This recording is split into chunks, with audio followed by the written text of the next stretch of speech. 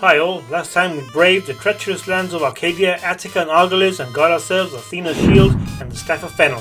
Today we pick up the journey from where we left off in search of more mystical items. Let's get right to it. First things first, we said our goodbyes to Prometheus, so let's keep going left past where we killed the Nemean lion in the last episode. Then keep going left past all those pesky snakes and bats, jumping over obstacles and all that good stuff. If you need to fry a few snakes to pick up lightning bolts and or olives, then by all means go for it. Keep going. The aim is to go all the way back to the beginning of the cavern until you hit a dead end. Then brace yourself as you pass through the door at the end, through the small cave. Voila! You're back in the main area of Argolis. Go through the door on the right, past another small cave, and into another treacherous cavern.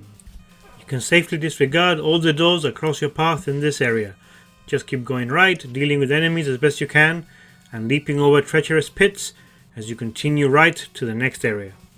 In the next area, conquer the following two pits with finesse and nimble leaps. The best strategy here is to wait for the snake to come to you so you can kill it before you even think about engaging the battle on the ceiling. And here it is, folks, the door that beckons us. Step inside to discover the magnificent temple of Hermes. But alas, the man at the end delivers the grave news. Hermes is not in his temple. The cheek has been summoned by Zeus himself. It seems a detour to the king of the gods' temple is in order. But first, a little side note. You might have noticed a jump cut in the video here. That's because I did some grinding to collect lightning bolts from the snake on the step below. Worth doing if you need to do the same, if you need health. Anyway, we want to be heading right and out of the cavern.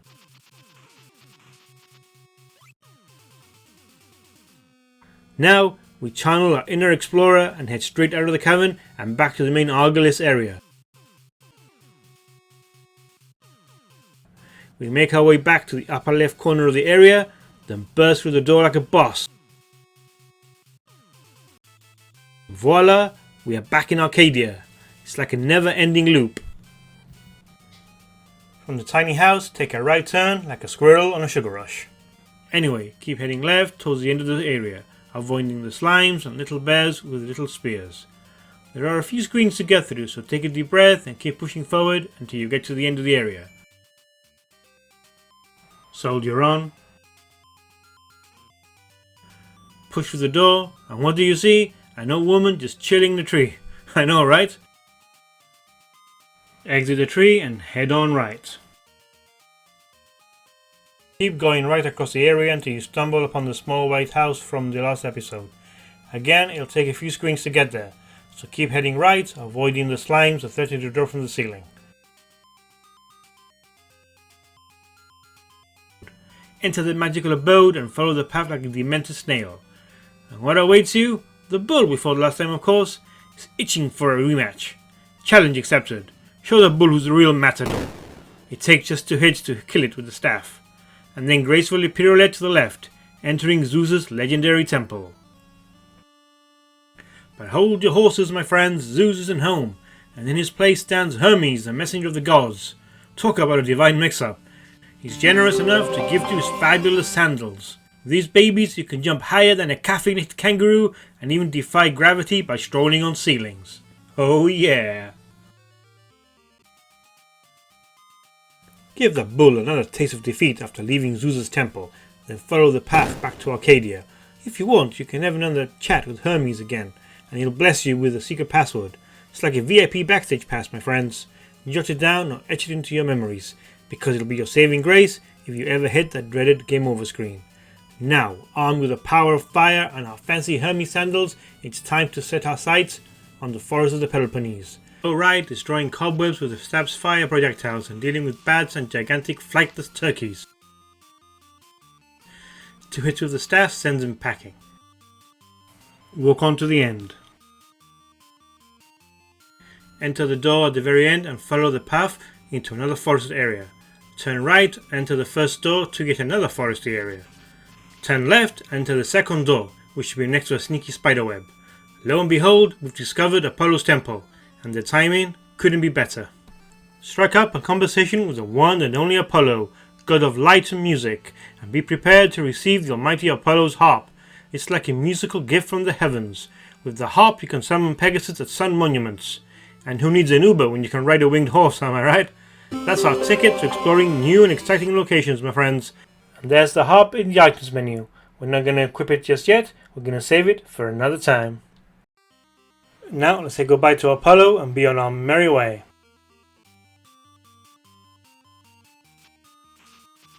Turn right upon exiting Apollo's temple and go through the first door. From there go right and enter the first door again. Now make your way to the left until you come to trees so tall they're trying to be giraffes. Traverse through those trees until you come across a daunting brown wall of thorns. Use the staff of fennel to burn those thorny obstacles down. Carry on to the left until you reach yet another dead end. Quelle surprise, there's a door. Step through it and continue left to enter the next area. Slimy surprises await. Also, notice the bubbles bubbling up from the water. If they touch you, it's game over. Now it's time for a journey left, jumping across the gaps and avoiding bubbles and slimes as we inch ever closer to the boss. The best way to avoid a bubble is to wait for it to float up and vanish, then make a daring leap across the gap. And now we come to the bridge where the fearsome Hydra awaits. Here's the game plan. Walk to the left until you spot those bubbles fizzing on the water's surface. Now, take a leisurely stroll to the right, ensuring those bubbles are on the left side of your screen. This way the Hydra can't reach us with its feeble jumps. However, we can strike it with a staff if it dares to come close enough. Keep up the rhythm of walking right until the bubbles reappear, and this merry dance shall lead us to victory. And now I'm going to fast forward the rest of the fight because it does go on for quite a bit. See you at the end, folks.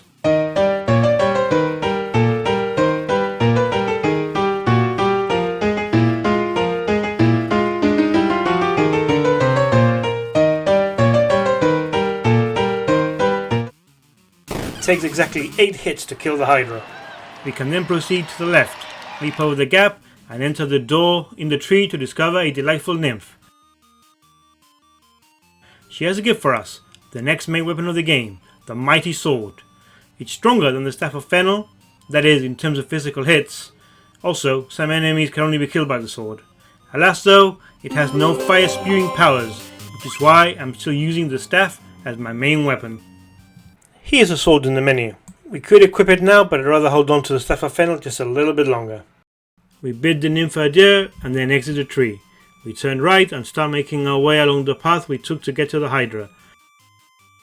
Jump over the gap once the bubble is high enough. At the tree with the door and the slimes, I managed to claw back some health slivers from lightning bolts, which was very useful.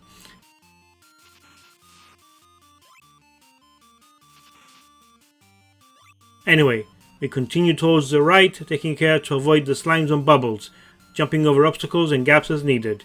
Eventually, we reach yet another dead end. But fret not, my fearless friends, for a door shall guide us forward.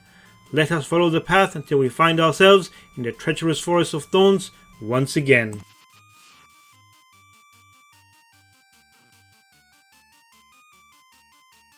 In this prickly forest, venture right, killing or avoiding the bats that swoop down, until we encounter yet another dead end. Beyond that lies the door to progress, my friends. Embrace the path and foes before us. That is, enter through the door on the extreme right of the area, through the path, and into the heart of the main forest. First, stock up on lightning bolts if you need to by killing the giant turkeys. Like all the enemies in the game, they do respawn, so you can kill as many of them as you need to collect lightning bolts or olives. Speaking of which, we'll have to think about collecting more olives soon. Now, to the left we go. Enter the third door just before the final curtain call. You'll stumble upon a wise old woman in a small forest. Take a little jaunt to the left and behold, 3 magnificent tree branches. If we can somehow get past this annoying little bat, we'll be able to get our first ambrosia and, therefore, health upgrade. Jump onto the third one just before the rocks and give that tree trunk a mighty whack with your trusty sword. Lo and behold, an ambrosia shall fall from the heavens. Grab it and revel in the increase of your maximum health. We proceed to the left with caution, keeping an eye out for bats lurking in the trees. We then continue our leftward journey and we stumble across the mighty Cyclops. Here I switch back to the sword, as the other two weapons in our possession, the club and the staff, are useless against its awesome power. Defeating the Cyclops may pose a challenge, but if you manage to hold it in a pattern that sees the Cyclops hurl rocks over your head, you stand a chance. Persevere and your valiant spirit shall prevail. It's also worth mentioning that killing the Cyclops requires hitting its eye 4 times. Do that and its reign of terror ends. As the Cyclops falls, venture to the left and step through the door. And what lies through the door? That is a story for another time.